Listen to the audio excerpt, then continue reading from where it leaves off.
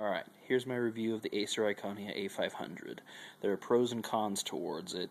The pros are it's light and it's well built. The back is made of brushed aluminum, which is very, very nice, so you're very unlikely to scratch it.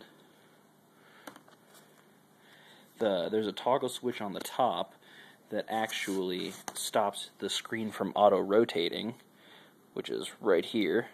So if I have it like this, I turn it sideways, it won't auto-rotate. But then if I turn the switch off, it'll switch right over to where it's auto-rotated. So it comes in handy if you're viewing landscape pictures or things like that.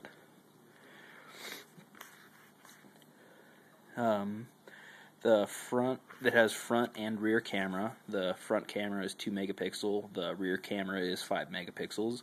It has a full-size USB port, so you can plug in a portable hard drive, a flash drive, even a mouse, which when you plug in the mouse, it actually shows up a little cursor on the screen that you can use like a normal desktop. And if you use a portable hard drive or flash drive, it has to be formatted to FAT32, otherwise Android 3.2 won't recognize it. It also has a micro USB slot, so you can plug it into your computer and sync all your data to it. As I already said, it has finally been upgraded to Android 3.2. The built-in music player, which this one's actually Google's music player, but it was a 0.5 megabyte download. It's really, really nice. It's all full 3D, so you can just scroll through, figure out what you want. And right on the home, it has a little shuffle button, so you can just click that and switch and it'll choose music for you. Or if you do this, there's a little drop-down menu that shows albums, artists, songs, playlists, genres. Click on, say, albums. It'll automatically organize everything, and you can scroll through all of your albums.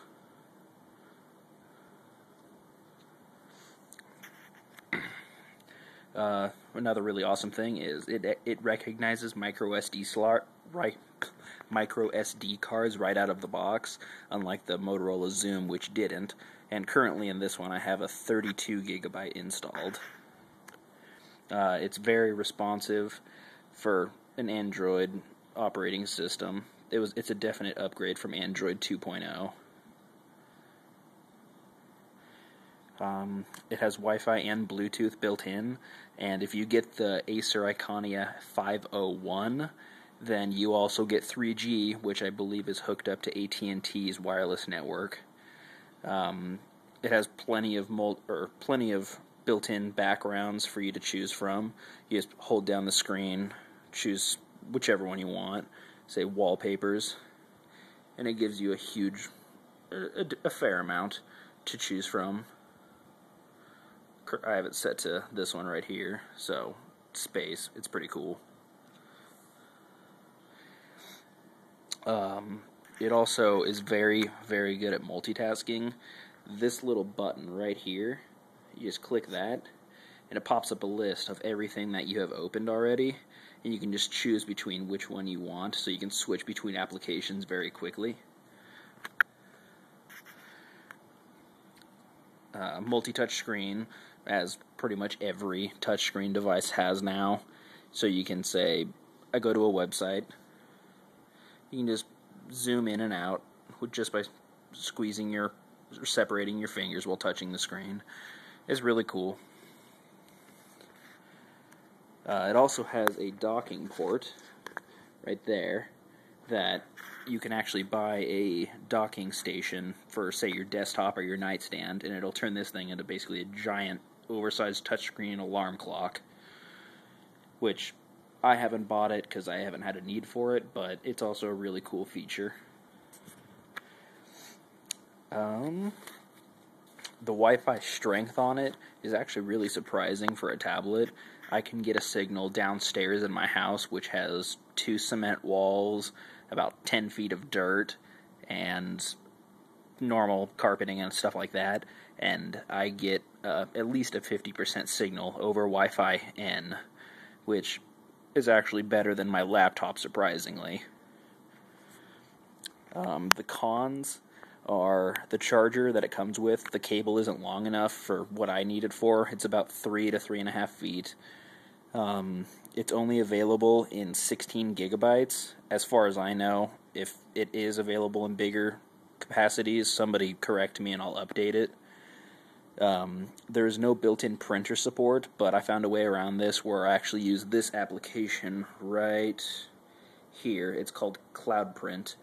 You basically open that up, open up a Word document in it and tell it to print, and it'll send it to your home computer over the internet, and it'll print it out on your printer at home, so it's ready to go right when you get home.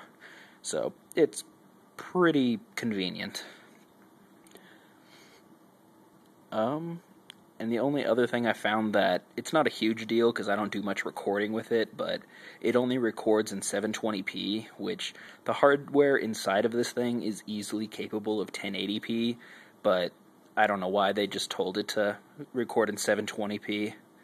But other than that, it's a really good tablet for the money. I think I paid like $416 with tax, but the price has gone down, so you can see paying around $380 because it dropped down to $350, so actually probably more like $360 with tax included.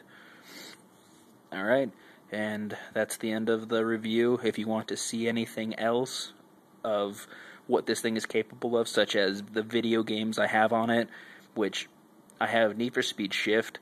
That game runs flawlessly in 3D with no lag at all, and I'll probably be posting a video later of that.